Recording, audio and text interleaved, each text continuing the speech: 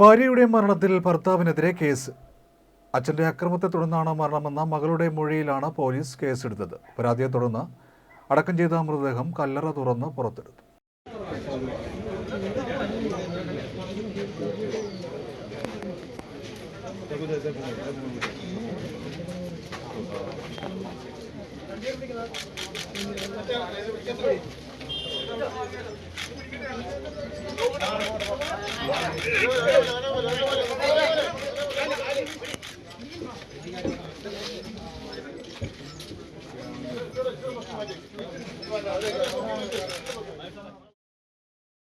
ഭാര്യയുടെ മരണത്തിൽ ഭർത്താവിനെതിരെ കേസ്. അച്ഛന്റെ അക്രമത്തെ തുടർന്നാണ് മരണമെന്ന മകളുടെ മൊഴിയിലാണ് പോലീസ് കേസെടുത്തത്.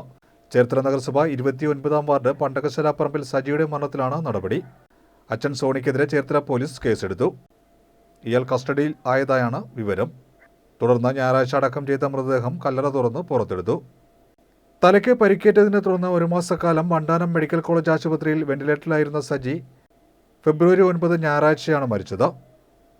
തുടർന്ന് വൈകിട്ട് മുട്ടം സെന്റ് മേരീസ് ഫൊറോനാപ്പള്ളി സെമിത്തേരിയിൽ ശവസംസ്കാരം നടത്തി.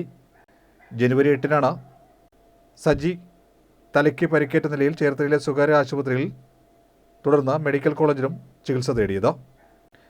വീട്ടിലെ സ്റ്റെയർ കേസിൽ നിന്നും വീണതായാണ് ആശുപത്രിയിൽ അറിയിച്ചിരുന്നത്. അതിനാൽ തന്നെ ഇതിൽ ദുരൂഹത കണ്ടിരുന്നില്ല എന്നും ആശുപത്രി അധികൃതർ പറഞ്ഞു. ആരുടെയും പരാതിയില്ലാത്ത സാഹചര്യത്തിലായിരുന്നു സ്വാഭാവിക മരണമായി കണ്ട മൃതദേഹം വീട്ടിലെത്തിച്ച് സംസ്കരിച്ചത്. എന്നാൽ ചൊവ്വാഴ്ച രാത്രിയാണ് മകൾ മീഷ്മ ചേർത്തല പോലീസിൽ പരാതി നൽകിയത്. വിവരമറിഞ്ഞ ഉടൻ തന്നെ പോലീസ് സ്ഥലത്തെത്തി മീഷ്മയ്ക്ക് സംരക്ഷണം നൽകി സോണിയെ കസ്റ്റഡി എടുക്കുകയായിരുന്നു.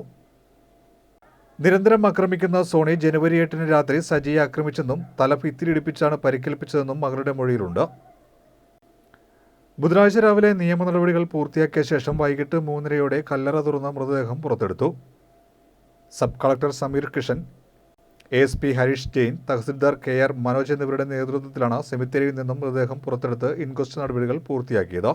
തുടർന്ന് പോസ്റ്റ്മോർട്ടത്തിനായി മൃതദേഹം ആലപ്പുഴ മെഡിക്കൽ കോളേജിലേക്ക് മാറ്റി. വ്യാഴാഴ്ച പോലീസ് സർജന്റെ സാന്നിധ്യത്തിൽ പോസ്റ്റ്മോർട്ടം നടക്കും. Cherthala station officer G Arun, SI S Suresh എന്നിവരുടെ നേതൃത്വത്തിലാണ് അന്വേഷണം നടക്കുക. നിലവിൽ അസ്വാഭാവിക മരണത്തിനാണ് പോലീസ് കേസെടുത്തിരിക്കുന്നത്. പോസ്റ്റ്മോർട്ടം റിപ്പോർട്ടിന്റെ അടിസ്ഥാനത്തിലായിരിക്കും കേസിന്റെ തുടർ നടപടികൾ. ജനുവരി 8-ന് നടന്ന സംഭവം എന്താണെന്നാണ് പറയുന്നത്? അല്ല, അന്നത്തെ നടന്ന സംഭവം അത് നമുക്ക് പറഞ്ഞതേ ഉള്ളൂ. കൊച്ചെന്താ പറയുന്നത്? ഇങ്ങനെ ഈ പറഞ്ഞ കാര്യങ്ങളൊക്കെ തന്നെയാണ് പറഞ്ഞത്. പ്രത്യേകിച്ച് ഇതൊക്കെ തന്നെ പറഞ്ഞു. മുടിക്ക് കുത്തിപ്പിടിച്ച് അതൊക്കെ തന്നെയാണ് പറഞ്ഞിരിക്കുന്നത്.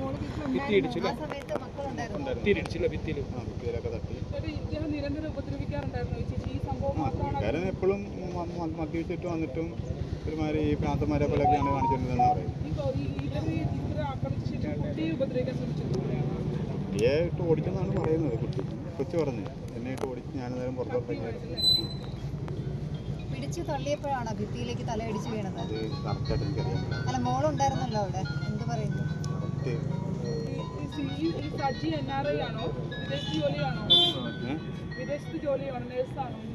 ആയിരുന്നു. ഇപ്പൊ ഒരു 5-8 കൊല്ലമായിട്ട് ലാബ് ടെക്നീഷ്യൻ അല്ലേ?